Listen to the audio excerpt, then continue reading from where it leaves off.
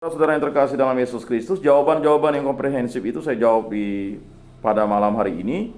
Karena jawaban-jawaban yang Anda pertanyakan beberapa waktu dalam pertemuan yang singkat kita, beberapa pertemuan sebelum Meet dan sebagainya, tetap saya tampung dan akan saya jawab pada malam ini secara komprehensif. Supaya untuk melegakan, tetapi tetaplah Anda harus memiliki sumber literatur primer, ya. Seperti yang saya sampaikan itu, ya, Anda harus sering membaca karena sejarah gereja itu ya dipelajari berulang-ulang. Tujuannya adalah supaya kita memahami bahwa perjalanan gereja itu selalu dalam penyertaan Roh Kudus. Ya. Jadi jelas di situ, ya.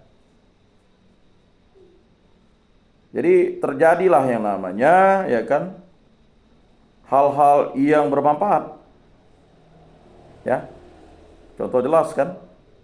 Jadi perkembangan yang terpisah dari umat Katolik dan umat-umat yang terpisah membawa akibat yang lain pula. Semua umat itu baik dalam gereja ortodok di bagian timur maupun umat-umat Protestan, ya, yang mendasarkan keyakinan pada sabda Allah sebagaimana tertera dalam kitab suci, membawa pula suatu tradisi ke dalam umat gereja Katolik.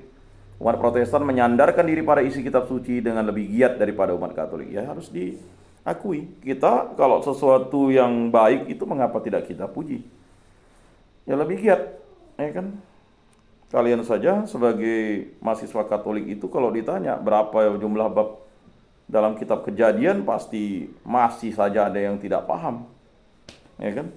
Berapa bab kitab Ulangan itu mungkin ada yang tidak tahu kan? Atau kalau kita tanya, kalau bab kitab Obaja itu berapa? Ya. Nah, ini harus kita pahamkan dan kita harus akui itu. Makanya kita juga harus belajar terus-menerus tanpa putus dan selalu bersemangat, ya. Dan sekarang kita dapat belajar dari hasil kehidupan mereka yang terasing beberapa abad lamanya itu. Pentingnya iman, penyerahan diri, pentingnya perhatian pada sabda Allah. Itu dia. Ya, pentingnya iman, penyerahan diri. Ya, rendah hati, rendah diri, penyerahan diri, pentingnya perhatian pada sabda Allah, pentingnya kesadaran dalam segala praktek keagamaan merupakan manfaat yang kita peroleh dari umat Protestan. Nah, kita mengakui, ya, tetapi ingat, ya, kita mengakui itu sebagai bentuk, ya, kita mengembalikan, ya kan, diri kita harus setia kepada gereja yang satu, kudus, Katolik, dan Apostolik. Gereja Katolik mengembangkan pentingnya sifat sakramental gereja, baik mengenai diri Kristus maupun mengenai gereja sebagai tanda yang didirikan Allah di tengah-tengah bangsa-bangsa. Nah, itu demikian pula tanda-tanda lahir yang menjadi jembatan Allah melalui Kristus membawa rahmat keselamatan. Jadi di gereja Katolik itu keutamaannya adalah tanda rahmat ilahi yang berupa sakramen-sakramen. Jangan sampai kalian sebagai pengikut Kristus dalam gereja Katolik tidak menerima sakramen-sakramen yang disediakan untuk kita.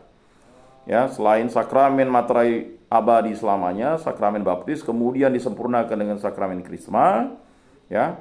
Tanda rahmat ilahi itu juga menyertai kita dalam orang yang dipanggil untuk menikah atau kawin, ada sakramen perkawinan, ia dipanggil untuk menjadi imam, ada sakramen imamat. Kemudian, ya, yang menderita sakit yaitu diberikan pengurapan orang sakit, ya kan? Itu kan sebagai suatu tanda, ya. Kemudian sakramen ekaristi dan pertobatan diterima berulang-ulang kali, terutama sakramen ekaristi, karena itu adalah cinta kasih Allah, ya, yang diberikan kepada umat manusia, dan itulah Yesus Kristus yang dalam rupa sakramen ekaristi Maha Kudus karena ditetapkan oleh Yesus Kristus. Maka, ya kan, sudah sepantas dan selayaknya kita sebagai katekis ini mewartakan sakramen ekaristi itu dengan datang dan hadir ke gereja untuk menghadapi misa dan menyambut tubuh dan darah Kristus. Jangan sampai tak misa. Malu-maluin aja loh, ya kan? Kampungan. Udah di kampung, ndak ke gereja, di kota ndak ke gereja. Beri malu, ya. Ya kan? Gimana ketua kelas? Memangnya kalian mau ditugaskan lagi? Suruh pakai bawa buku suci, itu tugas saya SD, SMP, SMA dulu tuh. Catat, ya kan, khotbah pastor, tinta tanda tangan, itu saya senang dulu tuh. Agama 9, ya kan? Nah, mau 10 guru agama saya kasih. Ya karena apa? Kayaknya mau diterapkan seperti itulah kalian tuh. Ya kan? Masa masih letoy, lemah, sangsut. Ya enggak? Ke gereja malah tadak. Ya kan, Mbak? Ya, seminggu sekali. Sebenarnya kalian katekis itu setiap hari lah. Belum kawin kan? Ada yang udah kawin kah? Ya kan? Bona ada kawin kah, Bona? Ya kan? Ada, tahulah ketua kelasnya. Ya kan? Nah, kalau udah kawin, benar-benar terima sakramen perkawinan. Cuti dulu, ya kan? Undang kawan-kawan. Pemberkatan di kapel. Nanti saya undang Bapak, Pak. Di kapel kampus tuh. Kan ada 3 pastor tuh yang memberkati nanti. Baik-baiklah diurus. Nanti saya undang Bapak, Pak. Nah, jadi begitu Mona, pilih-pilihlah di situ. Masa laki-laki tak dapat pacar di situ? Jumlahnya sedikit, masa lalu kalah. Tak laris ke? Mun tak laris, nggak bisa, ya kan? Itu barang-barang bagus lalu tak laris. Nah, saudara-saudara yang terkasih dalam Yesus Kristus ya, itu intermezzo saja ya. Mungkin ada yang udah mengantuk dah nih, ya kan? Buka kamera hanya Rino ya, gentleman, walaupun bekabut, ya kan? Lampunya, yang lain mana lah? Mukanya yang cantik tidak dibuka, ya kan? Tahap apa didengarnya? Jangan-jangan nonton bola gitu. Saya pun mau nonton bola sebenarnya, ya kan? Nah, apalagi kalau yang ini kan. Nah, jadi saudara-saudara yang terkasih, itulah dia ya. Mengapa kita belajar sejarah gereja itu tidak ingin mendiskreditkan satu kelompok atau agama apapun. Tetapi kita belajar sejarah gereja untuk memahami bahwa perjalanan misi Yesus Kristus penuh tantangan, hambatan, tetapi karena Yesus Kristus yang menyertai kita, hambatan itu bisa kita hadapi. Ya enggak? Si Bona ada bagi kau soblong dah, ada mau bobo dah. Kan mah. Ya kan? Memang. Ah. Jadi Bona kalau malam kalau tidak ada kumis jadi dia. Bona Pentura kah? Menjadi Bena Ponturi kali ya. Nah, inilah ya. Jadi kita sebagai mahasiswa Katolik itu harus siap untuk berjuang. Ya. Memikul salib kita. Nah, dalam gereja ortodok, perhatian lebih nyata terhadap Kristus yang mulia, Kristus yang bangkit dalam kemuliaan, Kurios dan Tuhan gereja. Segala aliran itu memperkaya keinsapan tentang kekayaan rahmat yang dibawa oleh Allah di dalam Kristus yang tak mungkin diduga oleh hati manusia. Luar biasa. Jadi gereja Katolik yang satu kudus, Katolik dan Apostolik ini menerima segala perubahan yang baik asalkan tidak dipaksa dan merubah dogma. Jangan ada gereja-gereja aliran misalnya denominasi lain ingin merubah dogma Katolik, karena dogma itu sudah ditetapkan gereja, dikanonisasi gereja sebagai bentuk tanda cinta kasih Allah. Dogma tentang Maria mau dihapus, mana bisa? Itu tak bisa lah. Bagaimana Yesus itu lahir pastilah pada seorang perawan, dogma tentang keperawanan Maria, ya kan?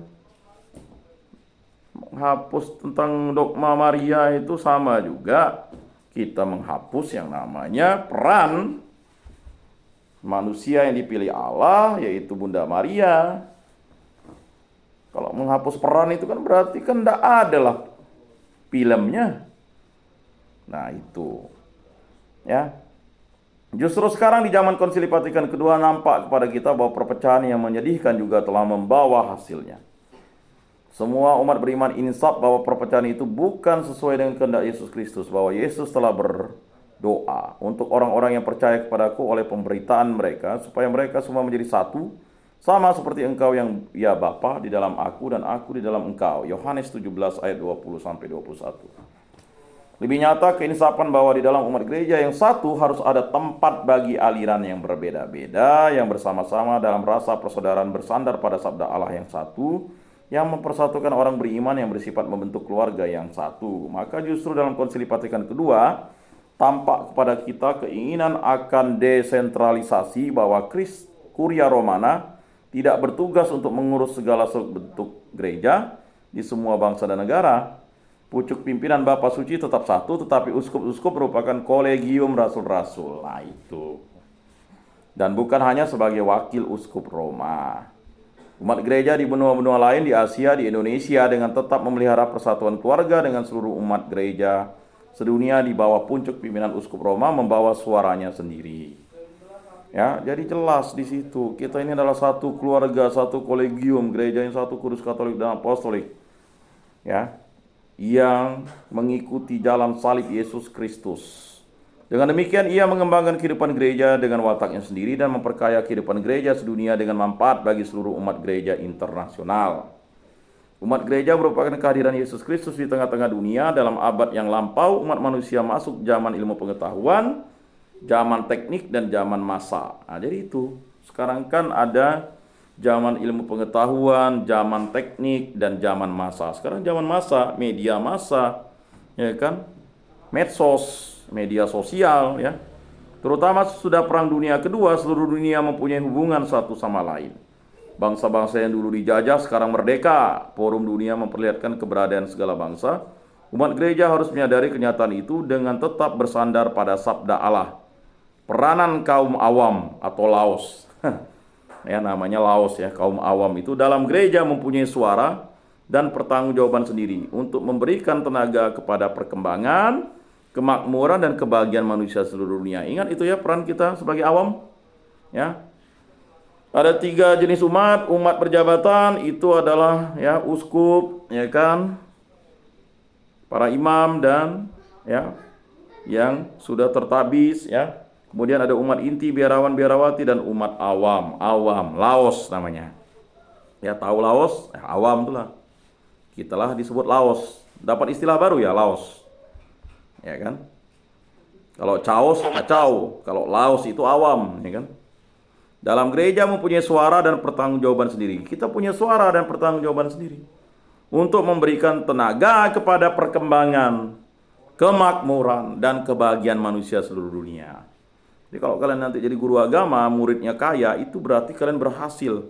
Tetapi ingat, ya dia misalnya S2, S3, profesor, kemudian dia kaya tapi bukan maksudnya justru kaya karena kejahatan, tapi kaya karena Kristus Yesus dan kebahagiaan manusia seluruh dunia. Misalnya terhadap soal kelaparan dan penyakit yang mengganggu sebagian besar penduduk dunia ini. Nah ini, ya, misalnya tentang ensiklip tentang Laudato Si, dokumen gereja sekarang ini tentang kehidupan. Sudahkah kalian itu membuang sampah sembarangan? Sudahkah kalian membuang sampah sembarangan? Ditanya nih. Kayaknya sering lah, Pak. Bukanlah. Saya tidak mau nanya, sudahkah membuang sampah pada tempatnya kalian? Saya tanya, sudahkah kalian membuang sampah sembarangan? Kalau jawabannya tidak, berarti kalian sudah menjalankan Laudato Si. Saya balik tuh. Maka saya bilang, kalau di situ saya mau buat suruh pernyataan, ya kan? Sudahkah Anda membuang sampah sembarangan? Sudahkah Anda kencing sembarangan? Kan gitu. Kalau Anda menjawab sudah, berarti Anda bersalah. Kalau ditanya, sudahkah Anda membuang sampah pada tempatnya? Itu jawabannya. Nah, sekarang kita balik. Ya. Nah, misalnya terhadap soal kelaparan dan penyakit yang mengganggu sebagian besar penduduk dunia ini, pengabdian diri seluruh umat menurut jiwa Kristus menentukan sejarah gereja sekarang. Nah, ini ada doa jiwa Kristus yang harus kalian hafalkan ya. Ada Bakti 155. Jiwa Kristus, kuduskanlah kami. Tubuh Kristus, selamatkanlah kami. Darah Kristus, sucikanlah kami. Air lambung Kristus, basuhlah kami. Sengsara Kristus, kuatkanlah kami. Yesus yang murah hati, luluskanlah doa kami. Dalam luka-lukamu, sembunyikanlah kami. Jangan kami dipisahkan daripadamu Tuhan. Terhadap seteru yang curang, lindungilah kami. Di waktu ajal, terimalah kami. Supaya bersama para kudus kami memuji Engkau. Untuk selama-lamanya. Amin. Apalah tuh? Hui. Halo? Enggak, Pak. Aduh, bagus ada yang jujur. Ya, hafalkanlah ya. Setelah komuni itu dihafalkan, buka Mada Bakti 155 itu. Gimana tuh? Gimana lah? Macam mana lah? Udah hafal tuh yo kan? Anak apa, Pak?